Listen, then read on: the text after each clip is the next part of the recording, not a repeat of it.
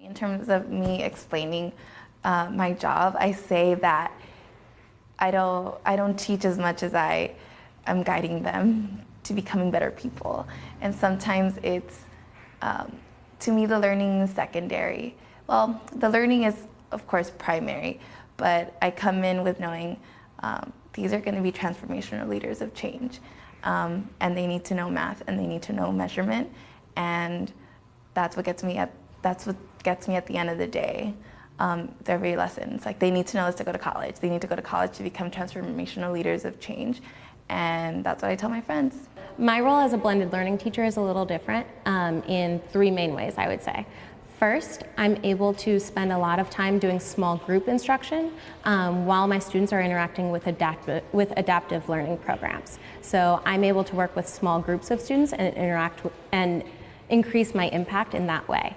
Second, while my students are not with me, they're still spending a lot of time learning. They're still learning through visual spatial math programs. They're still learning through apps that reinforce basic skills like math facts. So they're learning at their own pace, even when they're not in front of me.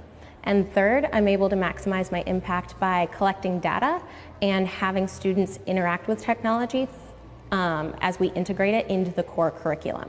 So I'm able to have students take quizzes online, and I get instant feedback about how they've mastered the standard that day without even grading papers. I can just see it on a graph online. Or when my students are publishing their papers for writing, rather than writing it out in black pen, they're able to type it up just as they will in high school, in college, and in life. So I'm able to maximize my impact through technology in a lot of different ways. As we shift to looking at KIPP LA, what we see and what jumped out to us was that the teachers there are really focused around three things in their new roles as blended learning teachers. The first one is driving small group instruction. The second one is instilling character and values. And the third one is that they actually still take the best of traditional teaching and weave it into these new blended learning environments. So to that point of their holy grail, it is small group instruction. And it's an interesting story of how they came to this focus of blended learning, in many ways because of budgetary pressures that forced them to think about new models. Beyond that, though, it's also fascinating to see how much they've embraced this role of small group instruction, and that for them, they just see the gains from this amount of time far outpacing any other thing they can do as part of their educational model. We believe in small group instruction because it allows for one-on-one conversations, for so much language practice, and for repeated hits with a skill so that students are able to get to mastery even faster. Clearly, many teachers around the country are already doing small group instruction, or what we call a workshop model. But what's different in blended learning is that rather than just being rotations through worksheets or other assignments that may or may not be connected to an individual's needs, because students are working online, you can really focus and tailor that instruction to the individual student's needs. For my students, it's especially essential that they get lots of practice with the language around whatever I'm teaching. So we have a lot of English language learners, so because they're in a small group, they're able to talk frequently, both to me and to partners, and I'm able to follow up with them to make sure that they're using the academic language the way that they need to. They're also able to get a lot of feedback. So I'm able to interact with each student throughout the course of the lesson on an individual basis.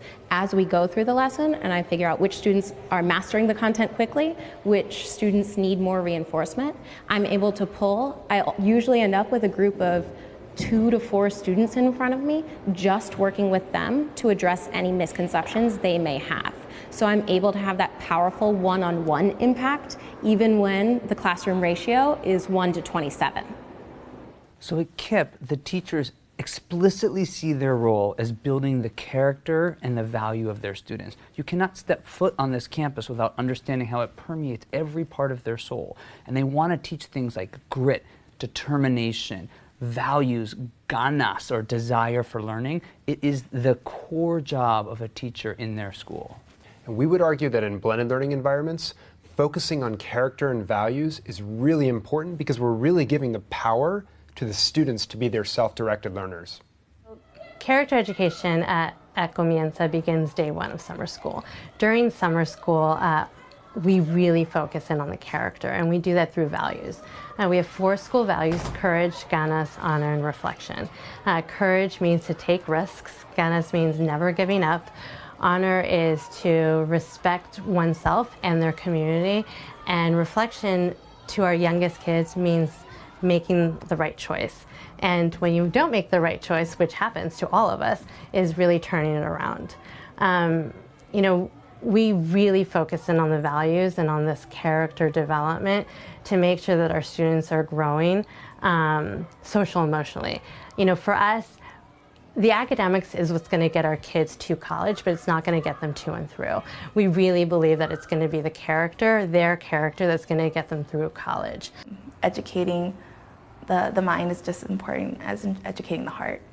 And when I think of our students, I see them as transformational leaders of change. And I want them to go to college. And I want them to come back and serve their community. And part of that has to do with having empathy for your fellow man. And it starts in kinder, it starts in first, it starts in second. So we actually have developed in second grade a social emotional learning program about empathy, about relationships with people. I developed it actually, and the way that, to bring it back to the concrete, we do it through books. We do it through role plays. We do it through writing exercises. It's something that definitely is at the forefront of what we want them to be. We also teach character through our values: courage, ganas, honor, and reflection. And we anchor all of our actions through our values. So our friends don't break rules. A friend is not showing honor to Ms. Magaña when they are talking on the rug. It's not that they're breaking a rule. So it's definitely ingrained in our language. Going beyond that, we do see a need to teach students more about qualities like empathy and responsibility, things that will take them so far in life. So technology allows for small group instruction because in my classroom during math, for example, we have a rotational model where the one group of students is on the carpet learning the lesson with me, one group of students is on Chromebooks, and one group of students is on iPads. And then they rotate through those 3 stations throughout the math block. So all 3 groups of students see me, see Chromebooks, see iPads. So during that time, I am able to work with a very small group of students that's leveled. So I'm able to push some of my students who need pushing beyond the bounds of the lesson. I'm able to give reinforcement or reteaching to my students during the course of the lesson if they need it, because I have a small group of students between 7 and 11 students in front of me on the carpet, while the rest of the class is doing technology. That time that they spend on technology is incredibly intentional because, for example, they may be working on ST Math, which is a program where they're learning math concepts through visual and spatial strategies. And so I'm able to sync up the curriculum of ST Math to match what we're teaching in content. So that may be pre-teaching something that we're going into next week. It may be reteaching something that some students need reinforcement on, or it may be directly related to the lesson of today. So today we were teaching measurement on ST Math. They may have done measurement last week, or they may be doing measurement currently to reinforce it. So I'm able to both have my hands in what's going on with the students right in front of me, and also know exactly what's happening with the students who are not with me. It's interesting to see that KIPP still does do a lot of direct instruction. And we raise this point as a reminder that this is not an all or nothing proposition. You don't have to have a religious conversion to blended learning. If you're going to still do direct instruction, go for it. But just like KIPP, do it with purpose and fidelity. So when you watch a KIPP classroom, when you see these KIPP LA schools, their direct instruction, the moves they use are tight and purposeful. And it's that attention to detail that keeps the kids on the edges of their seats in the learning process. By the end of the lesson today, you will be able to measure objects in feet or in inches. That is your first job. Your second job is to look at an object and tell, should I measure this in feet or should I measure it in inches? So you will know you're successful when you can answer those 2 questions. Ready to rock? Ready to roll. Hold up your pencil. Would you measure it in inches or feet. Think to yourself, whisper to your pencil, I would measure you in.